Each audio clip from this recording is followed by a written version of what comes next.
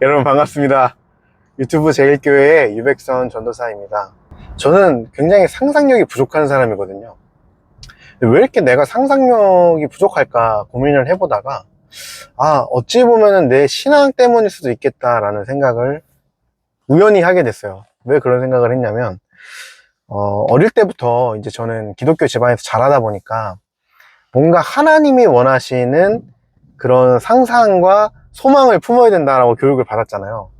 그런데 상상력이라는 거는 내가 상상하고 내가 원하는 그런 그림을 그리는 거기 때문에 여전히 내가 지금 30대 중반 후반인데도 불구하고 내가 원하는 것들을 발견하고 그것들을 이루기 위해서 상상력을 활용하는 게 굉장히 어렵구나, 내가 훈련이 안 되어 있구나, 그런 생각을 우연히 어제 하게 됐습니다. 근데 여러분, 이렇게 한번 생각해 보셨으면 좋겠어요. 아마 여러분 중에도 저랑 비슷한 느낌을 갖고 계신 분들이 계실 거예요. 내가 앞으로 뭔가는 해 나가고 싶은데 눈을 감으면 아무 그림도 보이지가 않는 거죠. 내가 뭘 좋아하는지도 모르겠고 그저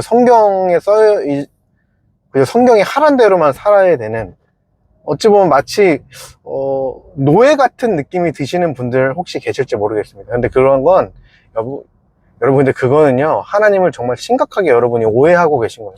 하나님은 절대로 우리에게 구속을 하거나 우리를 사슬로 매이시는 분이 절대 아닙니다.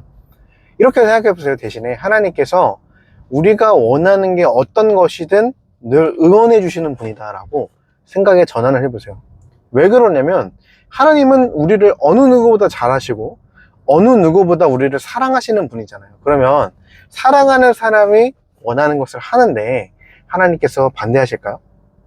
물론 여러분이 정말 도덕적이지 않은 사기를 친다거나 음란한 일이라거나 도박을 한다는 거, 이런 거는 조금 문제가 있을 수 있지만 그 외에 여러분이 직업적인 성공을 하신다거나 아니면 정말 많은 돈을 벌고 싶다라는 그런 소망들이 결코 죄악시 될 필요는 없다는 말씀을 드리고 싶은 거예요.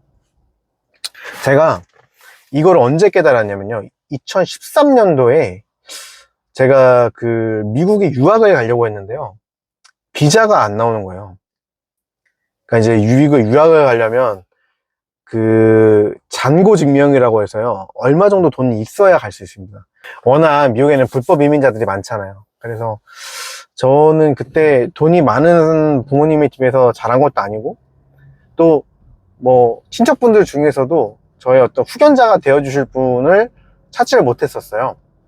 그러다 보니까 그냥 마이너스 통장인 우리 아버지 계좌 잔고를 가져갔는데 당연히 안 되죠. 그것 때문에 너무 실망하고 1년 동안 준비했던 유학이 미국에 가는 그 꿈이 이거 정말 물거품이 되겠구나, 너무 많이 슬퍼서 매일같이 교회 가서 울면서 어떻게 해야 될지 하나님께 기도한 적이 있습니다. 그러다가 그런 기도를 드린 적이 있어요. 하나님, 제가 사랑을 알고 싶습니다. 제가 어릴 때부터 진짜 감정이 많이 메마른 사람이거든요. 남자이기도 하고 좀 공감 능력이 좀 많이 떨어졌었어요. 하나님, 제가 사랑하는 법을 좀 알려주세요. 정말 미래에 대한 소망도 없고 제 감정도 메마르고 앞으로 어떻게 될지 모르겠습니다. 근데 그 실패의 자리에서 하나님께서 무슨 말씀을 하시냐면, 이제부터 너가 하고 싶은 대로 행동을 해보라는 거예요. 어떻게? 성경을 신경 쓰지 말라는 겁니다. 성경을 신경 쓰지 말고 그냥 너가 하고 싶은 대로 해봐라. 네가 원하는 게 뭔지 스스로에게 묻고 대답해봐라. 저는 그때 그 응답을 받았을 때 굉장히 소름이 돋았거든요. 왜냐면 그동안에는 제가 원하는 거를 말하고 내가 원하는 거를 소망하면 죄라고 배웠단 말이에요. 그런데 제가 그 힘든 순간에 기도하고 있을 때 하나님께서 응답 주셨던 거는, 아니야 백선아, 네가 원하는 거를 한번 생각해봐. 정말 네가 원하는 게 뭐니? 그 응답이 저의 삶을 정말 180도 바꿔놨습니다. 그때부터요, 저는 제 자신과 굉장히 친밀해지기 시작했어요. 백선아, 도대체 네가 원하는 게 뭐냐? 내가 지금 당장 하고 싶은 게 뭘까? 정말 진지하게, 그때 제 나이가 26살이었거든요. 근데 그때 20대 중반이 돼서야 제가 원하는 걸 물어볼 수 있는 그런 자유가 생긴 거예요. 근데 나중에 여러분 정말 놀라운 게 뭔지 아세요? 저는 그때 그 기도의 응답으로 말미암아 사랑의 본질을 알게 됐는데, 사랑은요, 절대 강제로 해서는 안 된다는 사실입니다.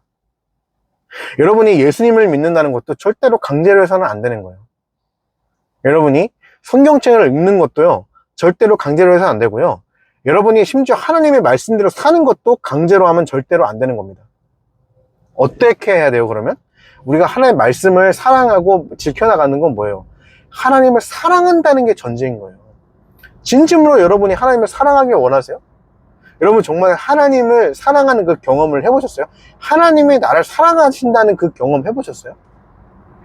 여러분이 진짜로 하나님을 사랑하고 예수님을 따라가고 싶으시다면 하나님을 사랑하는, 하나님께서 나를 사랑하신다는 그 경험을 반드시 하셔야 돼요.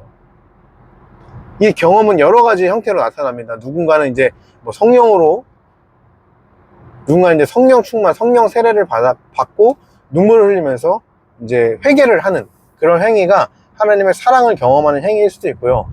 아니면 여러분의 삶을 통해서 뭔가 여러분이 열심히 소원하시고 노력하셨는데 그것들이 이루어졌을 때도 하나님의 사랑을 경험할 수 있고요.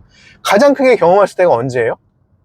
여러분이 정말 가시밭길에 있을 때, 누구도 의지할 수 없고 어머한테도 말하지 못하는 그런 가슴 아픈 상황에 있을 때, 그때 하나님을 만나기 가장 좋은 시기죠.